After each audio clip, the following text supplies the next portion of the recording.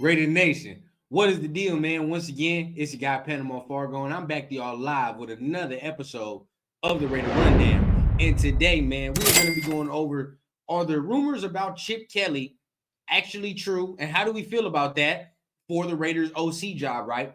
And today, I'm going to take you through my day one analysis notes of the Senior Bowl, what I saw, what I witnessed, right? And what we can look forward to as the week continues to go. So without further ado, let's go ahead and get this episode started. Now, y'all know I have my intro, but we can't really get down with the intro because we still got the previous coach on that mug. So we can't have that bad energy on there. Your boy's working on the intro. I finally got some time, so it's coming soon.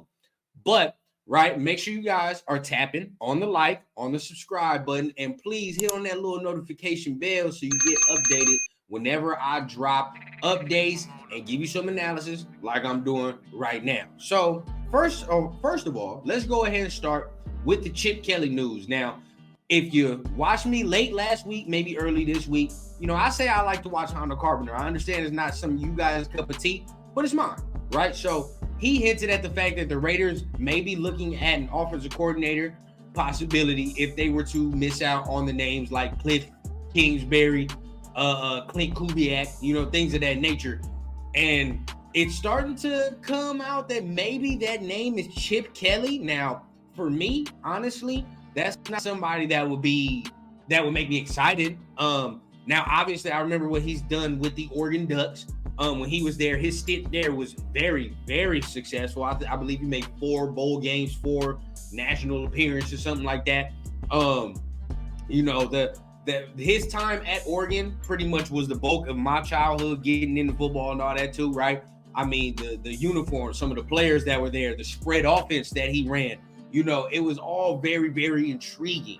But when he got into the NFL, right, that just I don't think he had the same magic. You know what I mean? Now, when he went to the Eagles and he got hired with the Eagles, you know, that team was like 4 or something when he took over. He took them to 10-6 his first year. And if you guys remember, that's when Nick Foles came into Oakland and did a demolition job on our ass, right? Like he came in there and fucked us up. So from there, this is something that I will always remember with Chip Kelly. But from that moment, that seemed like that was the peak and the pinnacle, and then from there went downhill. I mean, he had a number of decisions that were head scratching. Trading away LaShawn McCoy, trading away Deshaun Jackson. You know, that team had a pretty good roster, and he pretty much traded all the way to get his guys and didn't work out. Now, I had to check myself at the door because I said this about Cliff Kingsbury, and I'll say this about Chip Kelly, right? We cannot look at these guys through the head coaching lens. And I understand they were bad head coaches, but as an offensive coordinator, it's a different beast, right? That's a different animal. To be an offensive coordinator is not the same as being a head coach. You know what I mean? It comes with different intricacies. So from there, I think that, you know, I had to check myself at the door and say, would he be a good OC? He does not have to be the head coach. He don't have to be the CEO.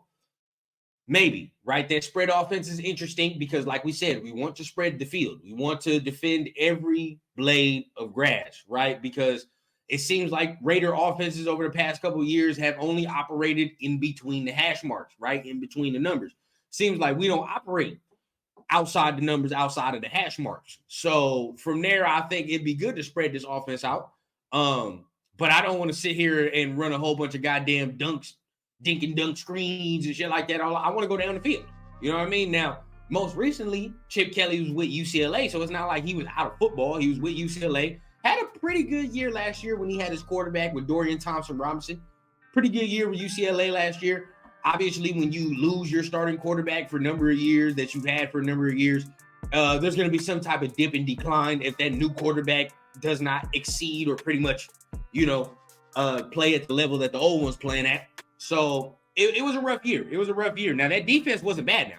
Now, that defense he had wasn't bad, but the offense mainly struggled in part of the quarterback play, right? So Chip Kelly would be a name that would be far down my list, right? I'd still have Cliff. I still have Clint Kubiak above him. Chip would be somebody that if all, you know, no pun intended, if all the chips were down, right, and I didn't go ahead and secure somebody like that, then at that point, you know what I mean, I would look to his experience maybe. But from there, that is a name that the Raiders could be looking at.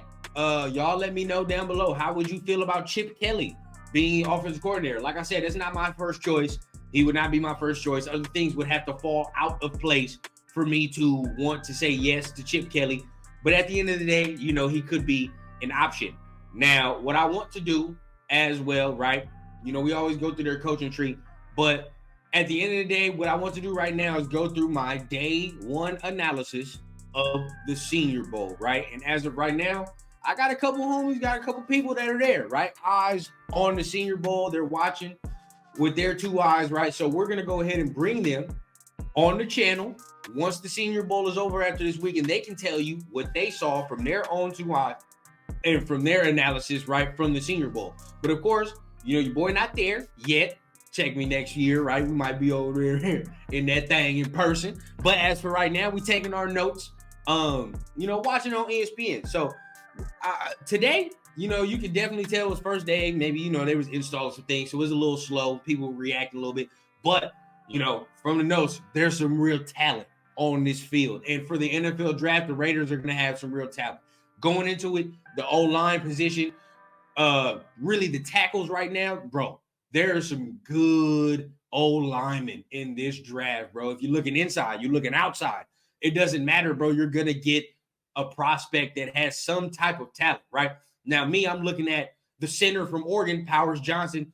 He looks very, very good. I like him. I really do. There's also a tackle from Oregon State, right? Shout out to Marcus Johnson, man. He told me about the tackle from Oregon State. Watched him today. The name eludes me, but damn, an animal, right? Now, I have never been a guy like, oh, let's get a tackle in the first round. You know what I mean? But seeing now where people was mocking the Oregon State tackle to us, I understand, right? Like, he's not my first choice, but after watching him, I fucking understand, right? That dude is an animal, bro. He's an animal. And then there's also a tackle from Oklahoma. Had pretty good reps today, right? So today, the trenches showed out today on the offensive side of the ball. The trenches showed out. All right, there's a lot of prospects. And honestly, we talking about tackles here. We talking about, you know, a couple guards here. Some dudes that are here are not even the dudes that are projected to maybe go in the first round. There are some that are missing, right? Like, this is a deep-ass O-line class, bro, and we must take advantage. I think the Raiders must take advantage of that and secure somebody from the interior. Maybe a tackle. I'm still on the fence, bro. I don't know why people want to throw away Thayer Munford so quickly. But for me, I think Thayer Munford can have a chance to start. He played pretty well when his you know, snaps came at the times they did. So moving on from that, right? Next position I'm looking at for the Raiders. This is, and keep in mind, when I'm looking at all these positions of the Senior Bowl, I'm looking at what the Raiders need. I'm not looking at like a whole bunch of stuff. I'm looking at what the Raiders need.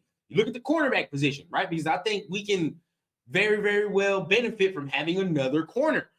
Obviously, one with length, right? So the corners today did very well. There's one from Notre Dame, last name Hart. He had great technique, great fluidity in his hips, in his feet, right? And, you know, we talk about technique for cornerbacks is real important because a lot of cornerbacks, you know, they come from different conferences, different divisions, bro. So, like, they play different in different conferences, right? Maybe more handsy in some than others. You have to learn how, and if you're handsy, you got to learn how to get over that, especially in the NFL, right? Because 8 out of 10 times, they're probably going to throw a flag on your ass if you're handsy. So that's really what I'm watching for these corners, right? Is their technique right? Are they grabby? How is their hip fluidity? How is their feet movement, right? How quick are their feet when they have to transition from back pedal to trying to attack the ball or trying to attack the receiver, right? So today, the Notre Dame corner showed out today. He had some very good highlight reps today. Also, the Toledo cornerback, very well. And the thing I'm looking at from a lot of these guys, the number one word I'm looking for, length, bro. Because honestly, when you look at our corner room, we're kind of short. We're kind of short in the corner room, and we're not very long, right? We're not very tall. When you look at it, Jack Jones probably the tallest motherfucker on the corner side, right? Nate Hobbs is a slot, so you don't want to put him on the outside. You're a little smallish, right?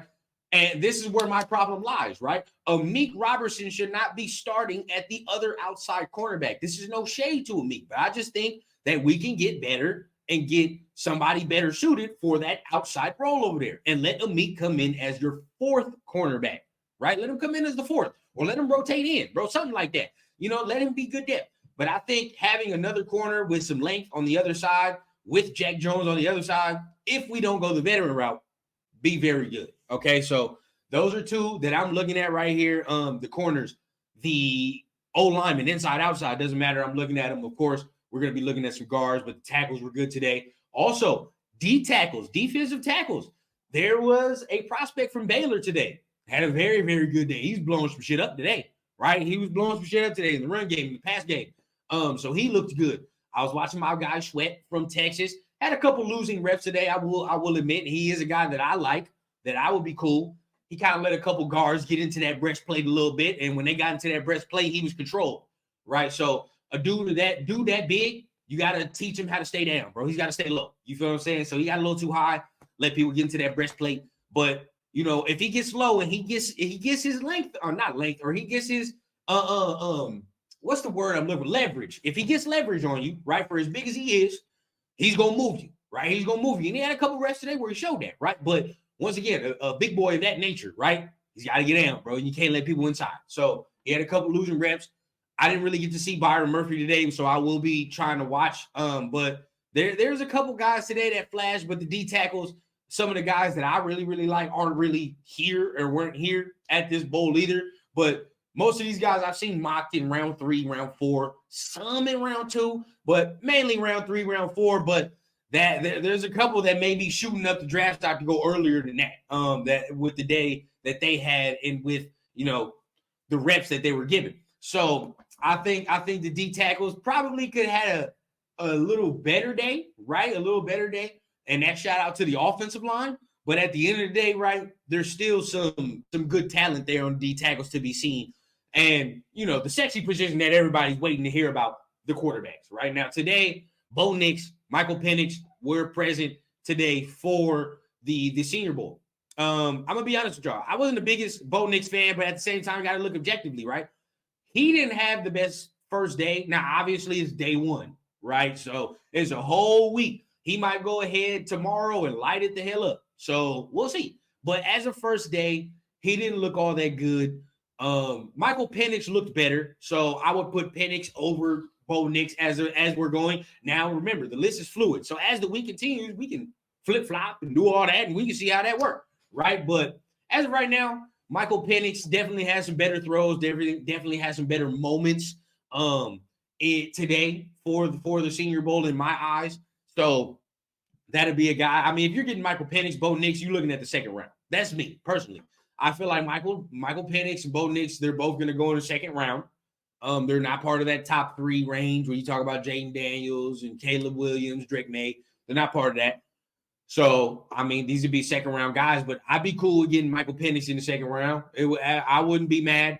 Wouldn't be my first choice, but I wouldn't be mad, right? So, at the end of the day, I think he had a pretty good day. Let's see how the week progresses for him. And as he gets more comfortable, because like I said, it's day 1. You can tell that we're still learning. You can tell everybody was still kind of thinking. Most people were still kind of thinking.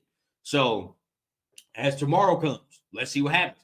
Now, remember, make sure you guys keep that notification bell on. Make sure you keep all that stuff on. Because after the Senior Bowl, we're going to bring people that were there in the building. We're going to bring them on the channel to explain to y'all what they watched. We're going to be going over prospects that we interested in and that we need to know about. So at the end of the day, right, we're going to get all information that we can about these prospects before draft time comes. So make sure you guys stay tuned for that.